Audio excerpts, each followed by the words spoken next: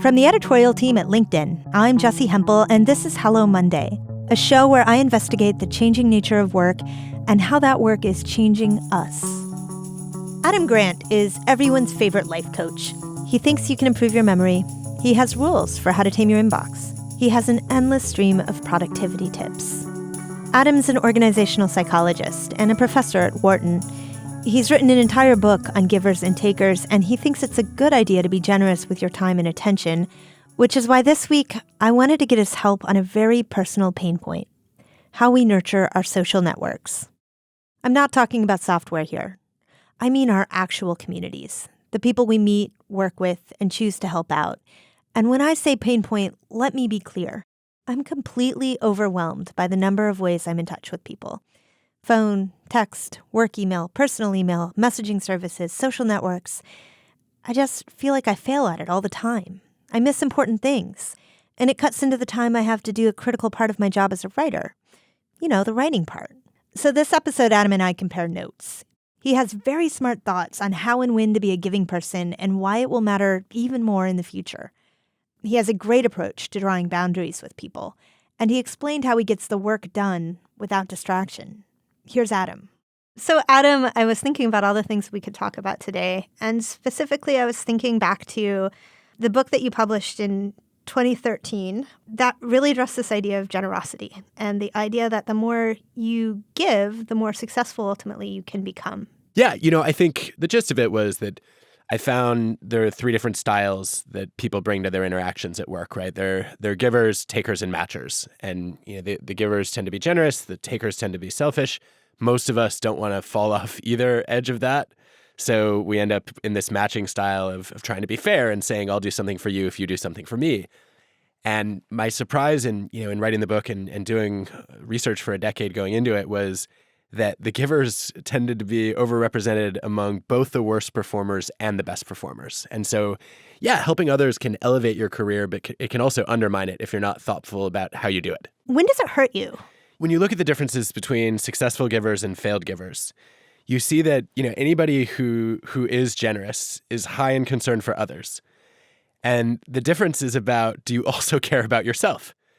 And you see that successful givers are ambitious for themselves as well as others, and they're careful when they help others to make sure it doesn't come at too much of a personal cost. So they're not wandering around, sacrificing themselves. And that's what you see failed givers do, is they say, look, I'm going to drop everything for anyone at any time a request comes in. And so, I think that giving becomes risky, especially in a career sense, when you're not thoughtful about who you help. And so you end up, getting burned by takers. It's risky when you're not thoughtful about when you help and, you're constantly falling behind on your own work and you can't get your own work done because you're doing other people's jobs. And it's risky when you're not thoughtful about how you help and you end up saying yes to all kinds of requests that are actually not aligned with your skills. And so you're not adding that much value and you're getting stretched in all these directions that don't make a lot of sense for you. Do you recommend sort of a framework for thinking about it? Is it a sort of, like, for example, one of the things that I remember is this idea of batching your favors rather than sort of spreading them out willy-nilly when they come at you, deciding to do, say, 5 on Tuesday afternoon. So I think you've started with a great one, and there's actually now evidence that this is true both for random acts of kindness in your life and for the helping you do in your job, that if you batch them together in one day, and let's say you're going to do 5 helping acts this week, if you do all 5 on Monday, you actually get more of a boost to your energy and your sense of meaning than if you spread them out throughout the week. And I think that's because if you do a little bit every day, it feels like a drop in the bucket. And you don't really know that you made a difference and you're kind of distracted. Whereas, if Monday is your helping day, a case of the Mondays actually turns out to mean something very different from what it meant in Office Space, right? And you're like, oh, a case of the Mondays is that's the day where I matter to other people and I make a contribution. Is this the way that you go about it in your own life? I try to, yeah. So I stack all my office hours together. So, I'll have a day or two a week where I'm on campus and I'm totally focused on students. And that's basically all I do. So I'm teaching, I'm in office hours. I might have an author on campus that I'm hosting. And then I have some days where I work from home and I try not to talk to another human being who's not part of my family. And that way I'm really focused on progressing with my own creative work, my writing, data analysis, whatever I'm working on. And I think that's, I cannot stress enough how beneficial that is in terms of being focused and also feeling like I'm making progress, but I'm also able to show up for other people. And, I think the other big strategy that's probably made a real difference in my life is I used to feel like I had to carry the burden of helping kind of in a tailored way for every person who reached out, right? So one of the worst things that happened along this path was Give and Take came out. The New York Times Magazine did a cover story on my work. And one of the scenes that Susan Dominus, the reporter, wrote about was me in office hours, giving career advice to students. And all of a sudden, I got bombarded with career advice requests from complete strangers. And I've got to tell you, I'm not even good at giving career advice to people that I know well, right? Like, I'm the person who became an organizational psychologist because I didn't know what I want to do with my life. And so I'm like, well, maybe my job could be to fix other people's jobs, and then I get to experience all of them vicariously. And so, I'm probably not the person you want to come to for career direction. And I'm especially bad if I don't know you well and I don't have a sense of your interests and your strengths and, your goals and your values. And so I tried to field all these conversations individually, and I talked to strangers. I, responded to emails in depth. Wait, and Adam, you really did? Yeah, I did it for a while. And one, I just couldn't keep up. And two, I did not actually feel like I was helpful. Right. And so eventually, it dawned on me that I should follow my own advice. So I went back to, to my research and writing and said, okay, what would I advise someone else to do in this situation? And the clear answer was, one, to be aware of the ways that I add value, and career advice is rarely one of them. And so what I did was I wrote up a list of the most helpful books and articles I'd read on the topic. And then I just kind of sent that out as an FAQ sheet to anyone who would reach out. That made things way easier because instead of having the same conversation 12 times, I put it in a one-pager and said, hey, read these books, listen to these podcasts, read these articles. I hope there's something useful in there. So that sounds so practical, Adam. And I'm thinking about it, and I'm thinking about it in the role that I sit in which, people approach me and they would like all manner of favors for me. And so I'm just curious, where does that fall for you? There's a whole bunch of research that Mark Bolino put on the map years ago and that a bunch of us have followed up on, saying, look, there are two major reasons why people help others at work. One is kind of being a good soldier, right? You're committed to the mission of your organization. You care about, the people in your platoon, and you really want to be helpful. And the other is being a good actor, right? It's all about impression management and maintaining a good image or reputation. And I think this is a test of, what are your motivations? If you're saying yes to people only because of the image benefits and you're not convinced you can be helpful, you're, one, doing them a disservice, but two, in the long run, you're actually doing your reputation a disservice. All those people that I said yes to and then gave really bad career advice to, they probably hate me now, right? So I think that it's really easy to get sucked into the short-term cost of saying, no, which is something that Vanessa Bonds and Frank Flynn and their research have found we tend to do a lot, right? We're too worried about the cost of saying no. And the reality is there are big costs of saying yes. And I think we need to be aware of those. And so I guess, Jesse, if I were in your shoes, what I would do is I would say, look, whenever somebody asks you for something and your impulse is to help because of, a desire to be liked or respected, think about whether there's a more helpful way to say no. So, for example, like one version of this for me is I get a lot of questions about, okay, should I leave my investment banking job or my consulting job now? I'm like, well, technically, I've never had one of those jobs, but I've taught a few thousand students who have. And some of those students, are really happy to pay it forward, and they've gotten advice from people in the past. And so I've got a kind of a network of people now who are excited to help with that request and really knowledgeable about helping with that request. And it saves me time. And it also makes me look better because I opened the door to somebody who could actually help them. Okay, so that makes a lot of sense. So I want to go back to the framework that you spelled out for how you decide when you're going to do nice things for people, how you decide what time is your time. Well, I think one of the things I've actually gotten comfortable doing is responding in batches, right? So the same way that I have a day where I'm focused on students, I do kind of have an administrative day in each week. And, it's a day that I don't look forward to, but it's also a day that when I'm done with it, I feel like I have all this mental space and time freed up to think more creatively. and to be more proactive also in reaching out to people who I want to support, as opposed to just, being reactive and responding to whoever wants to sort of jump into my schedule.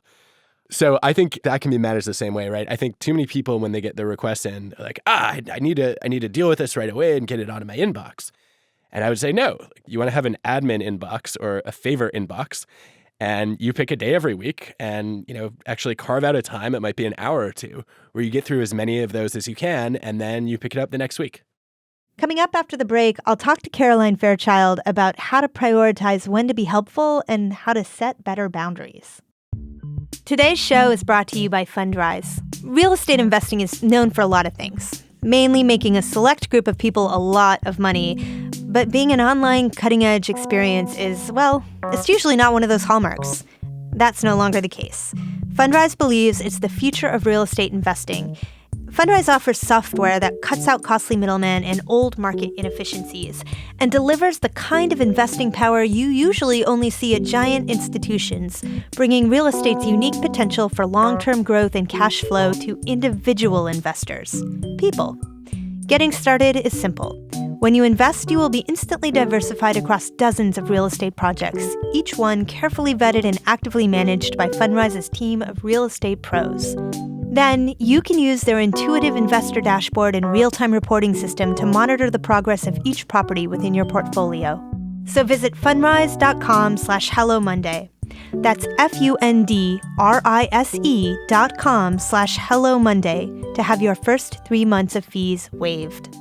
Okay, I'm back and I'm here with Caroline. Hi, Caroline. Hey, Jesse. So this week, both you and I got kind of obsessed with this idea of how do you say no to the people in your network who you just can't help in the way that you want to help them? Right. Either you actually don't have the skills to help them, or it doesn't make sense to prioritize the time to do it. And you and I have talked about this a lot. Even before this episode, we both work on a social network. We're both journalists. We get a lot of inbound from people who want our advice and our help. And we genuinely want to help them. But I wanted to hear from people who have great strategies for helping everyone in a way that allows them to actually get their own work done as well. So I talked with our listeners as well as some members on LinkedIn, and I want to play some of what they had to say for you.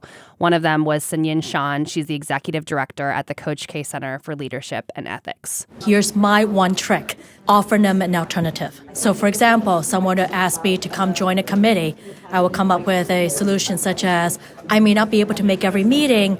However, I can bring someone else with me. So I loved this because you are really saying no, but it's in a way in which the person doesn't feel like they're getting let down. We also heard from Will Jekyll, who used to work for CNN, and he gave a solution that perhaps will take less time. So a tip that I learned years ago was to give somebody two choices.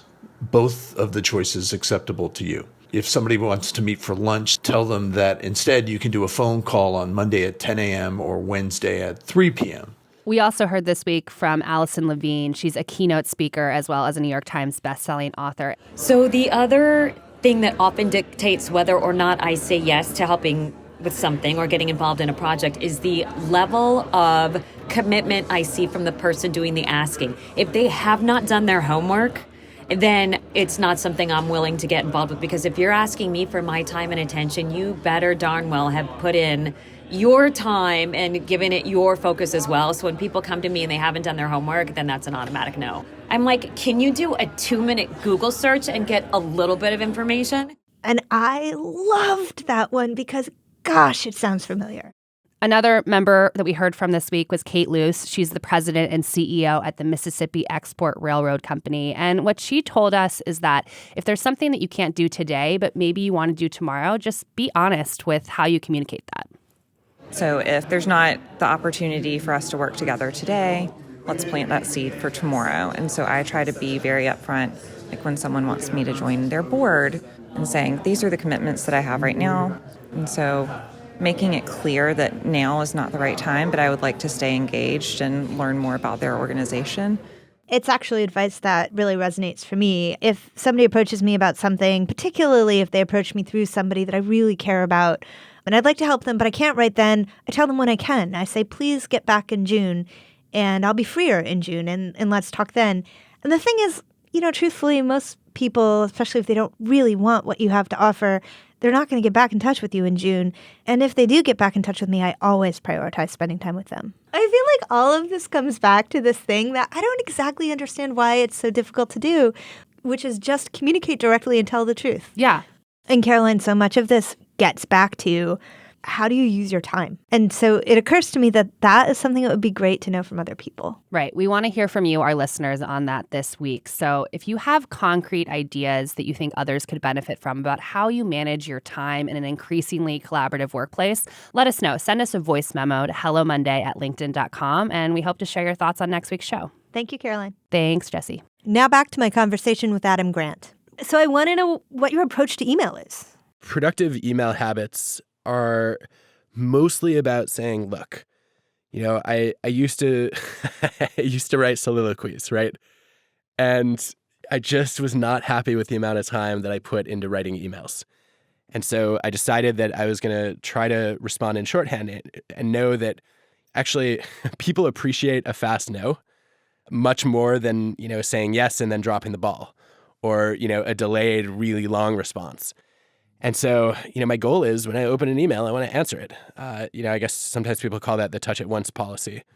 And if I can't do that, then it's not something that belongs in my inbox anymore. It's something that belongs on my to-do list, and I need to file it out of my inbox, and that makes my inbox pretty clean. But otherwise, I actually like the rhythm of saying, all right, I'm kind of stuck on a sentence here. Let me go answer an email. And I know this is going to sound really weird to a lot of people, and Jessie is as a fellow writer. I don't know if this is going to be weird to you too. Tell me if it is odd, but people are always talking about the the distraction and the switching costs associated with multitasking. For me, sometimes though, the best way to get out of writer's block is actually just to answer some emails. Like if I have 4 or 5 emails and I get through them fast, I feel like I'm starting to get into flow. I'm like, oh, today I'm a writer. my typing is actually capturing something that's fluid, and so now maybe I can carry that over to to something more complex that I'm trying to write about. Do you ever have that experience? Well, it's funny that you say that, Adam, because I do this thing that I think I've only told my wife and now you and everybody listening, which is I set the timer on my phone to go off every 10 minutes. And I just keep switching tasks until I start writing the thing that needs to be written, and then it writes itself. So I would start writing it, but in my head I'd be like, I'm only committed to writing this cover story for X magazine for 10 minutes. And then I'm going to return emails for 10 minutes, or then I'm going to clean the kitchen for 10 minutes. And I do that back and forth until the one time I sit down and start writing for 10 minutes and know what I'm saying. And then I might write for 4 hours. Wow. Why? Surely there's a thing. Surely that is a way that people function in the world. Yeah. Why do you set it up this way, though? Well, because I need to take away the pressure to perform well. I mean, the thing about writing is writing takes so many different forms, right? But when you're writing something like a book or a longer article, you have the pressure for it to be good and to impress people. And sometimes for me, that pressure becomes so overwhelming that I can't get started. Oh, that's interesting. So answering emails is a way of almost lowering your standards to, hey, I can write something a little drafty and a little messy, and that's okay. Yeah, I suppose. I mean, how do you write when you write something significant, a piece of thought work? I guess, I always think of Vonnegut here. I loved his distinction between swoopers and bashers. Huh. And what drives me crazy is people who write like bashers, which is I write one sentence and then I perfect it. And then I write the next sentence, and it takes them forever. Swooping for me is much more efficient, and my read of the evidence from Bob Boyce and his colleagues is it's just as effective, which is to say, all right, when I write, I treat editing and writing as 2 separate tasks. And I think actually this applies to any kind of creativity, that idea generation and idea evaluation and refinement are completely different and maybe even opposite mindsets. Right? Like trying to draft an article is, for me, it requires divergent thinking. I want to be, connecting disparate ideas. I want to be open to lots of possibilities. And, it's pretty free flowing. Whereas, then vetting, is this sentence any good? And how do I make it easier to read or more interesting to read? That requires much more of a narrow focus. It's about precision. It's convergent rather than divergent. And so I really cleanly separate those in the sense that I will try to write an entire article or draft of a chapter just as I would talk. Just like if we were in this conversation, you wouldn't just keep self-editing and say like, wait, let me redo the last 4 sentences. I'm not going to do that when I write either. And then I'm going to go back when I'm in a much more critical mindset and read this stuff and say, who wrote that garbage? And now I can fix it. Well, so, one thing about the process of bringing new ideas to life is that it doesn't always fit into prescribed 9-to-5 workday. How do you balance work and things that are not work, your family, your community, whatever's important to you? First of all, I think the balance metaphor is the wrong one. I don't think my life is ever in perfect balance, and I don't know anyone whose is. When I think about balance, I think about someone doing a tightrope walk, and having everything in perfect sort of harmony or proportion. And I think the reality is that if you care about your family and you care about your work and you also care about your health and your friendships and, all the different domains of your life, they're not all going to be perfectly balanced, at least, in the span of a day, maybe even not in the span of a week. And so I've come to think about it much more in terms of work-life rhythm, in that, it's like if you think about a year as a song with a bunch of different verses, but then also, with a melody and, maybe a refrain that repeats a bunch of times. What I try to do is say, okay, I'm going to have several days a week that are totally family focused. And I feel very lopsided in those days because I don't do a lot of work. And then my work days are the opposite. They're heavily work focused. And I feel out of balance on those days too. But the good news is that, over the course of a month, that means I've gotten into really deep work or flow, on some important projects. And I've also spent a lot of quality time with my family. And I think this mythical aspiration of balance is something we should just all give up on. Yeah, that is really true. Like, there's an idea that I'm reaching for that's tied to where we began in this conversation. This idea that success in the world is increasingly dependent on how we interact with others. We will accomplish more by focusing on how we interact with others, how we help others, how those dynamics work. Okay, so, as the world changes, is it better to be a giver? Does the fact that we're more connected change that dynamic at all? And the first thought that I had was, I actually think that as the world of work kind of shifts under our feet, it's going to be harder and harder to get away with being a taker. Because, I think we're going to probably at some point move toward a world of work that's much more organized around, I wouldn't say gigs, but projects, right? So there's no reason why we need to have in the future, if we can automate a lot of technical work, not all of it, but a lot of it. There's no reason why we need to have a company as opposed to, kind of a professional guild, right? So if I'm doing something and I mostly have robots, let's say building cars, but I have a complex problem to solve, like why don't I go to the engineering guild and recruit some really great people there? And whether I want to work with those people is heavily dependent on, okay, are they going to make me better? And are they willing to use their knowledge and their skills to help other people succeed, not just to elevate their own success? And, if they can't accumulate all of this status and protection and power inside of one organization, it's going to be harder then for the really successful or competent takers to stay where they are and maintain their success, because people are going to say, you know what? I'm not limited to collaborating with the people in my organization who work lateral or above. I can go outside. I can, go to a bunch of free agents, and, the people who are going to win in a free agent nation, which Dan Pink predicted 2 decades ago, I think are the people who not only are really capable, but use their capabilities to elevate other people. That was Adam Grant. Next week on the show, Melinda Gates started working at Microsoft when she was just out of school. She entered an office that was overwhelmingly male, and she almost left. Until she realized the importance of being herself. The more I was myself, the more I could attract people around me. Now, years later, and with the spotlight shining on her all the time, it remains the most important lesson she practices. If you enjoyed listening, subscribe and rate us on Apple Podcasts. It helps new listeners find the show. And remember, we'd like to hear from you. How do you figure out how to manage your time well? Send us a voice memo with your tips to hellomonday@linkedin.com. Hello Monday is a production of LinkedIn. The show is produced by Laura Sim with reporting by Caroline Fairchild. The show was mixed by Joe DiGiorgi. Florencia Iriando is head of editorial video. Dave Pond is our technical director. And a shout out to listener Tanisha Urena for her voice memo.